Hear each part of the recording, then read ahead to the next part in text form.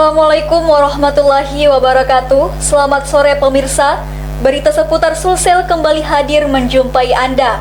Bersama saya Zahwa Salsabila dan saya Fikram yang akan menemani Anda selama beberapa menit ke depan. Inilah seputar Sulsel selengkapnya.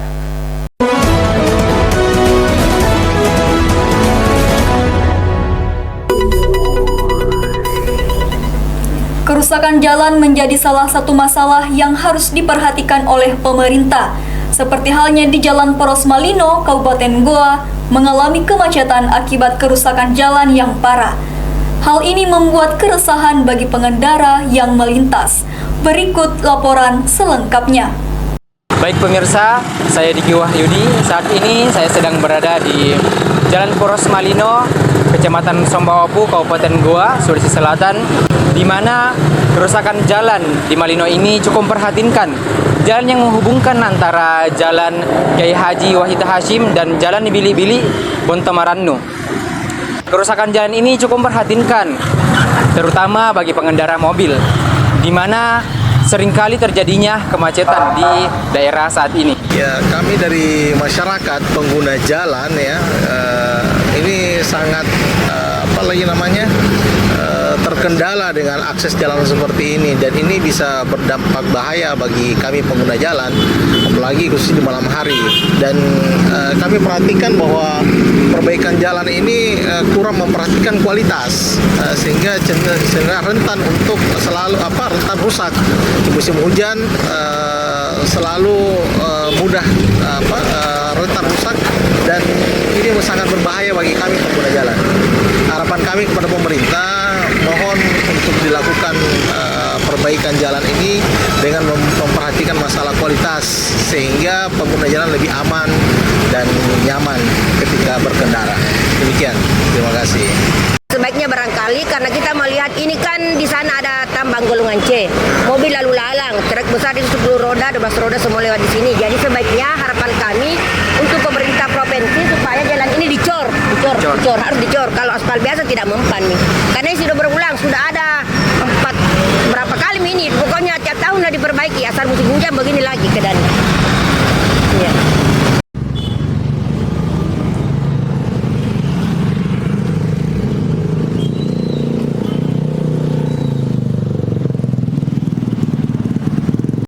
Demikian laporan langsung dari Jalan Poros Malino. Saya Diki Wahyudi dan kru pamit undur diri. Terima kasih. Genangan air menutupi separuh jalan di Jalan Tun Abdul Razak, tepatnya di depan Universitas Patria Arta.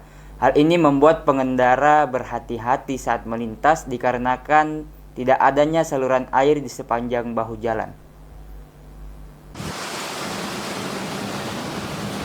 Genangan air yang menutupi separuh bahu jalan ini mengganggu pengendara sehingga pengendara perlu berhati-hati saat melintas.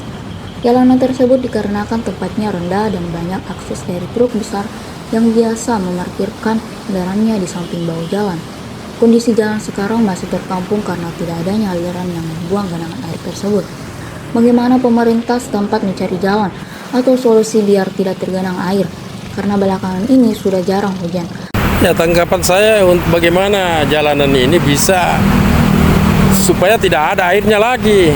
Jadi bagaimana pemerintah setempat bisa mencarikan jalan atau solusi untuk supaya tidak ada air lagi, genangan air lagi. Karena ini biar tidak hujan. Biasanya ini kan sudah berapa hari tidak hujan. Ternyata airnya makin banyak.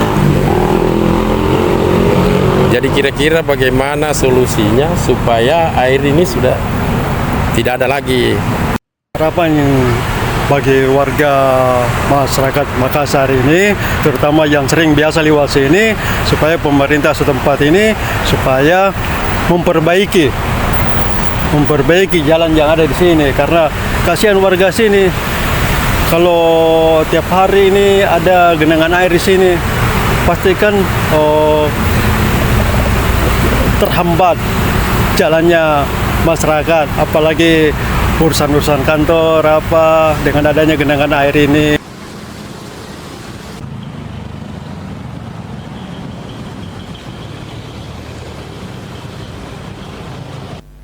Pemirsa, Jadi apa dampak PPN 12% bagi masyarakat? Bagaimana opini mahasiswa tentang PPN 12%? Kita akan ulas dalam segmen hari ini. Diketahui PPN 12% berlaku per Januari 2025. Inilah tanggapan mahasiswa selengkapnya. Tanggapan saya menurut kenaikan PPN menjadi 12% itu berdampak, salah satunya itu daya beli masyarakat. Kenaikan potensi PPN daya beli masyarakat ini terutama pada kelompok menengah bawah sehingga konsumsi domestik menurun. Menurut saya kurang setuju sih, karena kenaikan harga PPN itu kayak akan mempengaruhi kayak harga bahan pokok meningkat, pakaian juga akan semakin mahal.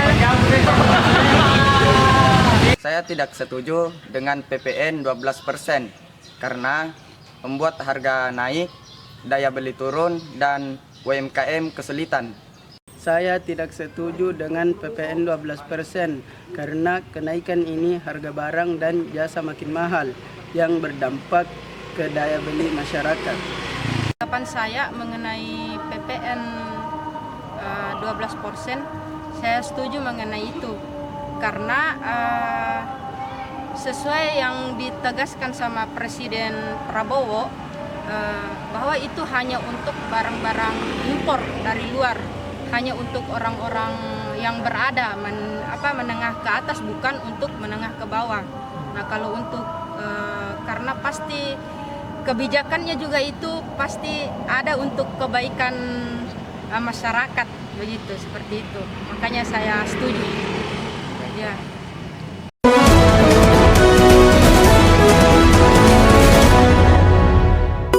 내가 만든 쿠키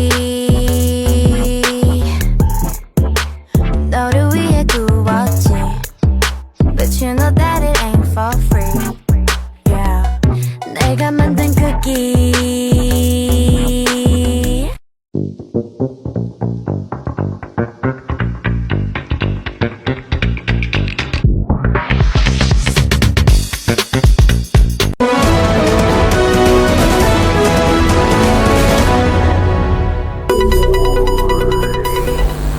Ya, pemirsa, kembali lagi bersama kami di Komunika TV, kabar akhir tahun.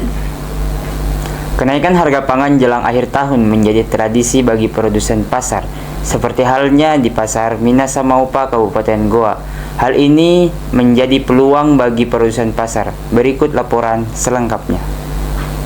Baik pemirsa, saat ini saya berada di Pasar Minasamaupa, tepatnya di Jalan Poros Malino, Kecamatan Somba Opu, Kabupaten Goa, Sulawesi Selatan. Kenaikan harga bahan pangan jadi sorotan pasar induk Minasamaupa di Kabupaten Goa, Sulawesi Selatan dipadati pengunjung menjelang perayaan tahun baru. Peningkatan penjualan dengan beberapa pedagang menyebutkan kenaikan yang cukup signifikan. Namun di tengah keramaian dan peningkatan penjualan, kenaikan harga bahan pangan menjadi sorotan utama bagi para pembeli. Intinya pemerintah itu paling tidak memperhatikan itu masyarakat di bawah. Itu intinya. Yang dimana ekonomi rakyat itu tidak sama. Kenapa? Ada yang rakyat kecil, sedang, menengah, atau yang di atas. Jadi paling tidaknya pemerintah itu di era sekarang bukan masalah di tahun barunya, untuk kedepannya memperhatikan, karena dari sekarang itu Menteri Pertanian itu sudah mencanangkan yang namanya bagaimana tentang pupuk itu harus bisa tersalur dari desa melalui langsung dengan KTP. Apabila ada apa-apa berarti langsung saja ke staf-stafnya untuk menyampaikan bagaimana sehingga yang namanya bahan pokok itu bisa, dan apa yang dikatakan dari 01 pemerintah kita itu dalam hal ini Pak Presiden, bisa kita sebagai lumbung pangan yang tidak lagi mengadu pada negara yang lain, menjadi tuan rumah yang bisa memberikan potensi yang baik. Masyarakat berharap pemerintah lebih memperhatikan kesejahteraan rakyat dan memastikan ketersediaan bahan pokok dengan harga yang terjangkau. Juga menyoroti pentingnya peran pemerintah dalam menstabilkan harga. Keadaan dari pasar induk Minasamopa ini menunjukkan dinamika pasar menjelang perayaan tahun baru, di mana peningkatan permintaan beriringan dengan kenaikan harga dan keprihatinan masyarakat terhadap stabilitas ekonomi.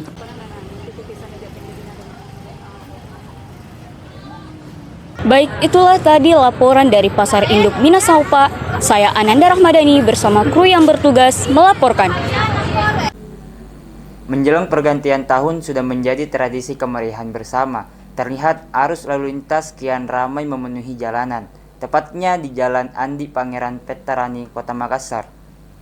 Ya, sudah ada rekan kami di sana, Fahira. Fahira, bagaimana situasi terkini arus lalu lintas di Kota Makassar? Selamat malam pemirsa, kembali lagi dengan saya Fahira Masurin di channel Komunitas TV. Malam ini saya sedang berada di Jalan Andi Petarani, Kecamatan Panopukang, Kota Makassar, Sulawesi Selatan.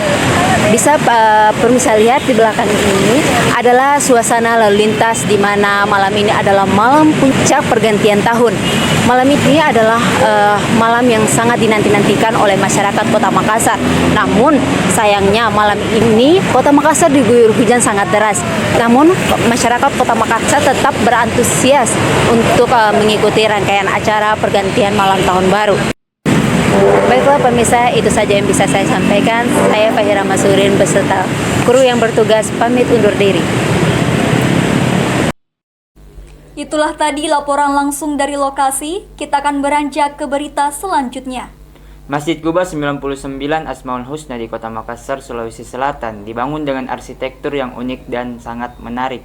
Tidak hanya dijadikan sebagai tempat beribadah, masjid ini juga menjadi destinasi wisata religi masyarakat Kota Makassar.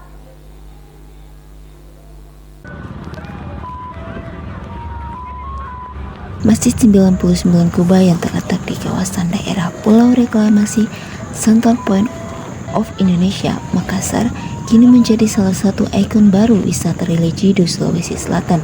Dengan desain arsitektur unik, masjid ini menarik perhatian pengunjung dari berbagai daerah. Dibangun di atas lahan reklamasi, Masjid 99 Quba memiliki desain futuristik dengan kubah berwarna-warni yang mencerminkan keberagaman budaya Indonesia. Masjid ini mampu menampung hingga 10.000 jamaah, menjadikan salah satu masjid terbesar di Kota Makassar. Ya, terima kasih. Saya kebetulan dari Gorontalo datang ke Masjid Quba Emas ya, Quba 99 ya namanya. Karena saya merasa di sini itu adalah salah satu tempat wisata ya, samping wisata religi ya, wisata paket lengkap, di mana akses ke sini sangat mudah. Juga banyak tempat-tempat bisa kita untuk spot-spot foto, bisa kita untuk kalau misalnya ada kita lapar, banyak tempat jualan di sekitar sini. Dan juga ini sangat ramah istilahnya, tidak ada kendaraan yang mungkin bisa mengganggu para wisatawan datang ke tempat ini di area masjid. Mungkin di area luar ada, tapi kalau sudah masuk area masjid, kita itu nyaman untuk jalan ke sana kemari. Mungkin itu kenapa saya datang ke masjid ini, memilih tempat ini untuk wisata di tahun baru ini. Masjid ini merupakan masjid yang dibangun di tanah Provinsi Sulawesi Selatan dan merupakan masjid ikon untuk Provinsi Sulawesi Selatan dan unik, dan juga sebagai sarana untuk wisata religi. Dengan keindahan arsitekturnya, Masjid 99 Quba tidak hanya menjadi tempat ibadah, tetapi juga simbol kebanggaan masyarakat Makassar. Dari Makassar, saya Fahira Masurin beserta kru yang bertugas melaporkan. Dan pemirsa, informasi tadi sekaligus menutup perjumpaan kita pada hari ini. Saya Zahho Salsabila dan saya Fikram, mewakili seluruh kru yang bertugas mengucapkan terima kasih.